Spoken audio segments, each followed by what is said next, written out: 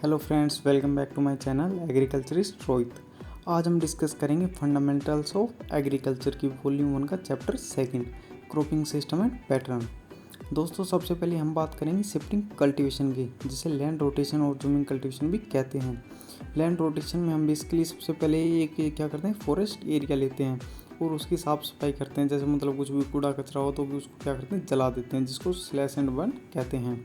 अब लैंड को क्लियर करने के बाद हम उसमें एक क्रॉप को ग्रो करते हैं। फॉर एग्जांपल, मान लो हमने इसमें क्या कर ग्रो कर ली, पैडी। अब पैडी की हार्वेस्ट के बाद मतलब नेक्स्ट ईयर हमें फिर से खेती करनी है, तो हम जो ये वाली लैंड थी इसको क्या करते हैं, ऐसी बंजर छोड़ देते हैं।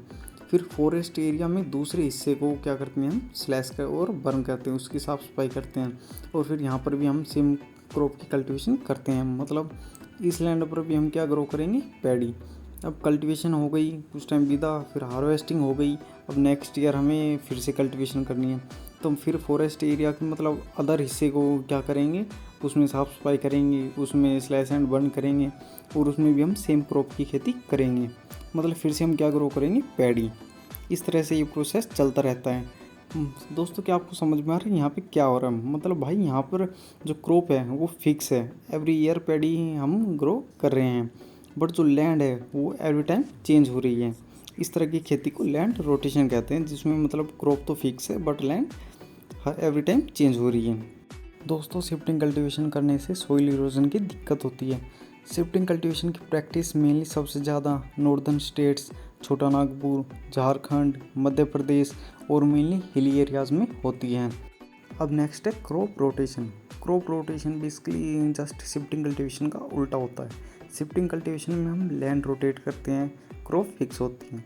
बट क्रॉप रोटेशन में लैंड फिक्स होती है, जबकि क्रॉप बदलती रहती है। मान लो हमें इस साल खेती करनी है, तो हमने इस साल पहले लगाई राइस, फिर वीट, फिर मूंग। अब नेक्स्ट ईयर जब हमें खेती करनी है तो इसी लैंड पर हम क्या करेंगे, डिफरेंट खेती करेंगे। जैसे पहले हमने लगा दी राइस, फिर वीट के बदले हमने लगाई मस्टर्ड और फिर मूंग के बदले लगा दी हमने चिली। इसमें क्या हुआ कि क्रॉप तो बदल गई बट जो लैंड थी वो फिक्स है। और नेक्स्ट ईयर भी हम मतलब इसी फील्ड पर ही क्या करेंगे, क्रॉप की कल्टीवेशन करेंगे। दोस्तों, क्रॉप रोटेशन है जो वो लैंड रोटेशन से काफ़ी बेहतर है। क्रॉप रोटेशन से सॉइल इरोजन बिल्कुल ना के बराबर होता है और जो सॉइल मॉइस्चर और सॉइल फर्टिलिटी है वो भी बनी रहती है। नेक्स्ट हम एग्रीकल्चर के टाइप्स डिस्कस करेंगे। जैसे कि आप टेबल्स में देख रहे हैं कि एग्रीकल्चर के 3 टाइप्स हैं। पहला है सब्सिस्टेंस एग्रीकल्चर। इसमें जो फार्मर है वो अपनी फैमिली की नीड के हिसाब से क्या करता है, कल्टीवेशन करते हैं, ताकि उनकी जो फैमिली की नीड है वो बस पूरी हो सके। उसको कहते हैं सब्सिस्टेंस एग्रीकल्चर। इसमें क्वालिटी ऑफ इनपुट क्या होती है, बहुत ही कम होती है, जिससे कि आउटपुट भी कम होता है। नेक्स्ट है कॉमर्शियल फार्मिंग। कॉमर्शियल फार्मिंग में जो बड़ी बड़ी कंपनीज करती है, इसमें ज़्यादा से ज़्यादा पेस्टिसाइड्स का, सीड्स का और फर्टिलाइजर्स का यूज़ होता है, जिससे क्वांटिटी ऑफ इनपुट और आउटपुट दोनों बहुत ज़्यादा हाई हो जाते हैं। बट इससे जो लैंड की प्रोडक्टिविटी है वो कम होती जाती है। इसका मेन एम ज़्यादा से ज़्यादा मतलब इनकम जनरेट करना होता है। इसके रिजल्ट को देखते हुए एग्रीकल्चर में नया कॉन्सेप्ट आया, जिसको कहते हैं सस्टेनेबल एग्रीकल्चर। इसका जो मेन ऑब्जेक्टिव है वो है इकोलॉजिकल बैलेंस को बनाए रखना, ताकि जो ज़मीन है वो बंजर ना हो, लैंड की प्रोडक्टिविटी कम ना हो और जो फ्यूचर जनरेशन है उनके लिए खतरा ना हो और उनकी जो फूड की रिक्वायरमेंट है वो भी आसानी से पूरी हो सके। इसमें क्वांटिटी ऑफ इनपुट क्या होता है, कम होता है, क्योंकि इसमें जो पेस्टिसाइड्स है वो ना के बराबर यूज़ होता है। टिलीज बहुत कम होता है, मिनिमम होता है, और जो पेस्टिसाइड्स के बदले क्या मैन्योर्स का यूज़ होता है, और इसकी आउटपुट क्या होती है, बहुत हाई होती है। सस्टेनेबल एग्रीकल्चर में ऑर्गेनिक मैटर ही न्यूट्रिएंट्स का सोर्स होता है, इसलिए इसे ऑर्गेनिक फार्मिंग और पर्माकल्चर भी कहते हैं। सस्टेनेबल एग्रीकल्चर में agroforestry, multilevel cultivation, integrated animal husbandry, ये सब भी आते हैं। नेक्स्ट है क्रॉपिंग पैटर्न। क्रॉपिंग पैटर्न क्या होता है?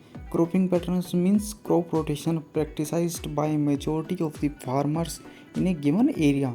मतलब सपोज करें एक गांव है, यहाँ पर जितने भी किसान हैं ये पूरे साल कौन कौन सा क्रॉप अपने खेतों में उगाते हैं, तो ये वहाँ का क्या होगा, क्रॉपिंग पैटर्न होगा। अब इसमें 2 चीज़ें आती हैं, जैसे पूरे साल कौन कौन सी क्रॉप उगाते हैं और अपने लैंड के कितने हिस्से में वो क्रॉप उगाते हैं। फॉर एग्जांपल, मान लो एक गांव के एक एरिया में ज़्यादातर फार्मर खरीफ क्रॉप में क्या उगाते हैं, पैडी उगा रहे हैं, मतलब अपने पूरे खेत में पैडी उगा रहे हैं। बट जब रबी सीज़न आता है तो लैंड के आधे एरिया में वो वीट उगाते हैं और आधे में क्या लगाते हैं, पोटैटो। तो ये सीक्वेंस है जो क्रॉप का, इससे कहते हैं क्रॉपिंग पैटर्न। नेक्स्ट आता है क्रॉपिंग सिस्टम। क्रॉपिंग सिस्टम क्या होता है? क्रॉपिंग पैटर्न और मैनेजमेंट को मिला दे तो बनता है क्रॉपिंग सिस्टम। क्रॉपिंग पैटर्न क्या होता है ये तो दोस्तों मैंने आपको पहले ही बता दिया है। मैनेजमेंट मतलब होता है सॉइल मैनेजमेंट प्रैक्टिस, जैसे टिलेज के लिए कौन कौन से इम्प्लीमेंट यूज़ किए जा रहे हैं, कौन सा मैन्यूर डाल रहे हैं, कितनी क्वांटिटी में मैन्यूर का यूज़ कर रहे हैं, इरिगेशन मेथड कौन सा यूज़ कर रहे हैं, या फिर कौन कौन सी टेक्निक फील्ड में यूज़ हो रही है, तो इन सब की हम मैनेजमेंट करते हैं। सो क्रॉपिंग पैटर्न्स प्लस मैनेजमेंट मिलकर बनाता है क्रॉपिंग सिस्टम। अब आता है फार्मिंग सिस्टम। फार्मिंग सिस्टम में हम क्रॉप प्रोडक्शन के साथ साथ गाय भैंस पालते हैं, लाइव स्टॉक रेज करते हैं, मुर्गियाँ पालते हैं और मछली पालन भी करते हैं। इन सब चीज़ों का प्रॉपर कम्बिनेशन जो ज़्यादा से ज़्यादा प्रॉफिट दे उसे क्या कहते हैं, फार्मिंग सिस्टम। नेक्स्ट है मिक्स्ड फार्मिंग। मिक्स्ड फार्मिंग में भी वही चीज़ें हैं जैसे जो मतलब फार्मिंग सिस्टम में थी, जैसे लाइव स्टॉक रेज करना, मुर्गियाँ पालना, मछली पालन करना। बट इसका जो मेन ऑब्जेक्टिव है वो होता है सब्सिस्टेंस, मतलब किसान अपनी ज़रूरतों को पूरी करने के लिए, अपनी फैमिली की नीड्स को पूरी करने के लिए ये सारी चीज़ें करता है। तो सब्सिस्टेंस के लिए ये चीज़ें की जाती है तो उसे मिक्स्ड फार्मिंग कहते हैं। बट जब ये चीज़ें ज़्यादा से ज़्यादा प्रॉफिट के लिए किया जाए, मतलब ज़्यादा से ज़्यादा प्रॉफिट गेन करने के लिए किया जाए तो उसे क्या कहते हैं, फार्मिंग सिस्टम। दोस्तों उसके बाद है क्रॉपिंग स्कीम। क्रॉपिंग स्कीम मतलब अवेलेबल रिसोर्सेज को किस तरह यूज़ करें कि कम से कम इन्वेस्ट करना पड़े, और लेबर कैसे यूज़ करें ताकि कम से कम खर्चे में हमारा ज़्यादा से ज़्यादा काम हो जाए। तो ये पूरी प्लानिंग जिसके अकॉर्डिंग क्रॉप रेज की जा रही है उस प्लान को क्या कहते हैं, क्रॉपिंग स्कीम। नेक्स्ट है सोल क्रॉपिंग या सॉलिड प्लांटिंग। सोल क्रॉपिंग मतलब एक जगह पर एक बार में एक ही क्रॉप का कल्टीवेशन करना। फॉर एग्जांपल एक लैंड एरिया है, हम जनवरी मंथ में लैंड पर जाते हैं तो देखते हैं कि पूरी लैंड पर वीट लगी हुई है, मतलब एक ही क्रॉप लगी हुई है, इसे कहते हैं हम सोल क्रॉपिंग। नेक्स्ट है मोनोकल्चर, जिसे सिंगल क्रॉपिंग या मोनो क्रॉपिंग भी कहते हैं। इसमें क्या होता है कि पूरे साल में एक ही क्रॉप लगाते हैं, मतलब एक फील्ड में एक ही क्रॉप लगाते हैं और उसके बाद नेक्स्ट ईयर भी सेम ही क्रॉप लगाते हैं। सेम ही क्रॉप क्या होती है, रिपीटेशन होती है, और फिर उससे नेक्स्ट ईयर भी क्या करते हैं, सेम क्रॉप लगाते हैं और पूरे साल में एक ही क्रॉप लगाते हैं। इसको कहते हैं मोनोकल्चर या मोनोक्रॉपिंग। इसके बाद आता है हमारा मल्टीपल क्रॉपिंग, मतलब पूरे साल में दो या दो से ज़्यादा क्रॉप लगाते हैं, मतलब दो लगा सकते हैं या तीन, वो डिपेंड करता है कि आप कौन सी क्रॉप लगा रहे हैं। मल्टीपल क्रॉपिंग के टाइप्स भी हैं, बट उससे पहले एक इम्पोर्टेंट टर्म है, इसको समझ लेते हैं। क्रॉपिंग इंटेंसिटी या cropping index. Cropping intensity means number of crops grown in a year multiply by 100, मतलब पूरे साल में हम जितनी क्रॉप्स लगाते हैं एक फील्ड में इंटू 100, वो हो गया हमारी क्रॉपिंग इंटेंसिटी। इसके टाइप्स ऑफ क्रॉपिंग सिस्टम, जिसमें पहले है मोनोक्रॉपिंग, जिसमें क्रॉपिंग इंटेंसिटी ऑलवेज 100% होगी, मतलब एक साल में सिर्फ एक ही क्रॉप ग्रो करेंगे, 1 × 100 = 100%। नेक्स्ट मल्टीपल क्रॉपिंग, मतलब एक साल में एक फील्ड पर दो या दो से ज़्यादा क्रॉप ग्रो करना।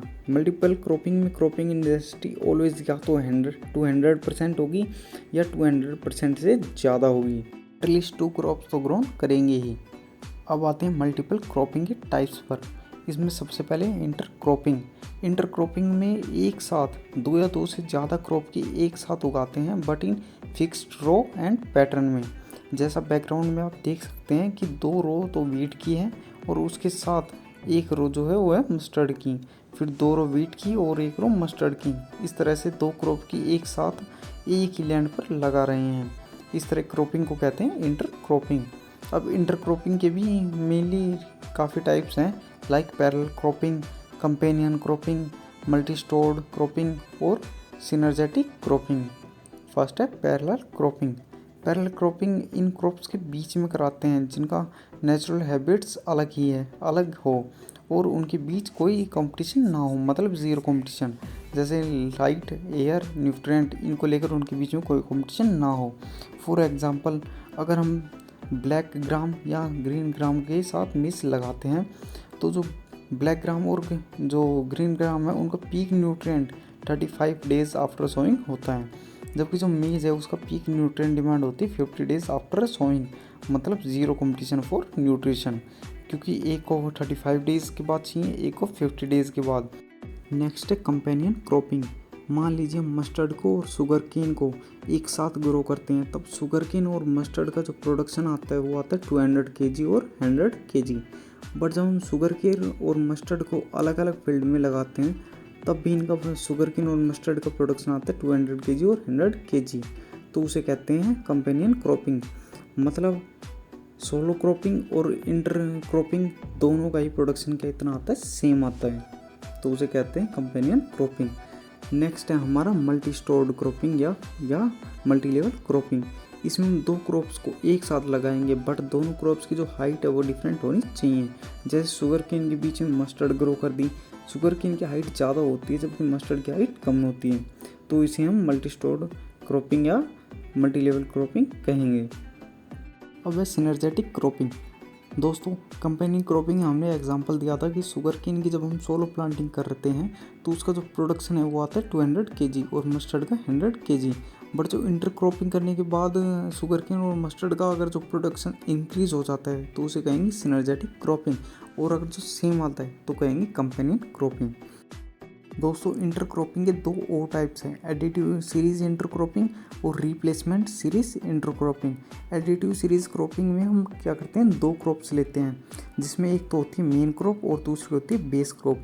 हम हमारी लैंड में जो मेन क्रॉप है उसकी ज़्यादा क्वांटिटी में क्या करते हैं, कल्टीवेशन करते हैं, जबकि जो मेन क्रॉप में थोड़ा सा स्पेस बनाकर हम जो बेस क्रॉप को क्या करते हैं, एडजस्ट कर देते हैं, उसी में ग्रो कर देते हैं, उसे हम एडिटिव सीरीज इंटर क्रॉपिंग कहते हैं। बट रिप्लेसमेंट सीरीज इंटरक्रॉप, इसमें जो मेन क्रॉप और इंटरक्रॉप का कोई कॉन्सेप्ट होता ही नहीं है, इसमें दोनों क्रॉप्स को कंपोनेंट क्रॉप्स कहते हैं, और यहाँ पर दोनों क्रॉप्स की plant population recommended plant population से क्या होती है, कम होती है। उसके बाद बात करते हैं कि सक्सेसफुल इंटरक्रॉपिंग के लिए क्या क्या बातें ध्यान में रखनी चाहिए। तो सबसे पहले जो दोनों क्रॉप्स हैं उनका पीक न्यूट्रिएंट टाइम अलग अलग होना चाहिए। जैसे कि हमने बताया था कि ग्रीन ग्राम और मीज का पीक न्यूट्रिएंट टाइम अलग अलग होता है, जैसे कि मतलब एक को 35 दिन के बाद आफ्टर सोइंग और एक को 50 डेज आफ्टर सोइंग के बाद में पीक न्यूट्रिएंट चाहिए होता है। और नेक्स्ट है कि मतलब उनके बीच में लाइट का कॉम्पिटिशन ना हो, कि एक क्रॉप की हाइट छोटी हो और एक क्रॉप की हाइट बड़ी हो, तो ये काफ़ी अच्छा होता है, ये बातें ध्यान में रखनी चाहिए। इंटरक्रॉपिंग के बाद मल्टी क्रॉपिंग का नेक्स्ट टाइप है मिक्स्ड क्रॉपिंग। इसमें हम दो या दो से ज़्यादा क्रॉप का कल्टीवेशन एक साथ एक ही लैंड पर करते हैं, बट विदाउट रो पैटर्न और विदाउट फिक्स्ड रेशियो। मतलब जैसे एक लैंड में हमने वीट की ब्रॉडकास्टिंग कर दी, फिर उसी लैंड पर हमने मस्टर्ड की भी ब्रॉडकास्टिंग कर दी, तो कहीं पर वीट ग्रो कर रहा है तो कहीं पर मस्टर्ड, इसको कहते हैं मिक्स्ड क्रॉपिंग। नेक्स्ट है सीक्वेंस या सिक्वेंटियल क्रॉपिंग। सीक्वेंस क्रॉपिंग में सेकंड क्रॉप का सोइंग पॉइंट फर्स्ट क्रॉप के हार्वेस्टिंग पॉइंट के तुरंत बाद या फर्स्ट क्रॉप के हार्वेस्टिंग के साथ साथ होता है, तो इस टाइप की क्रॉपिंग की सीक्वेंस क्रॉपिंग कहते हैं। फॉर एग्जांपल मीज़ की हार्वेस्टिंग के बाद हम पोटैटो को तुरंत सोइंग कर देते हैं। अब नेक्स्ट है रिले क्रॉपिंग। रिले क्रॉपिंग में बेसिकली जो सेकंड क्रॉप है उसकी सोइंग फर्स्ट क्रॉप की हार्वेस्टिंग से पहले ही कर देते हैं, तो इस टाइप की क्रॉपिंग को कहते हैं रिले क्रॉपिंग। फॉर एग्जांपल मेज़ की हार्वेस्टिंग से पहले हम क्या करते हैं, पोटैटो की सोइंग कर देते हैं। दोस्तों आज की वीडियो में बस इतना ही। वीडियो अच्छी लगी हो तो वीडियो को लाइक शेयर और चैनल को सब्सक्राइब जरूर करें। मिलते हैं अपनी नेक्स्ट वीडियो में।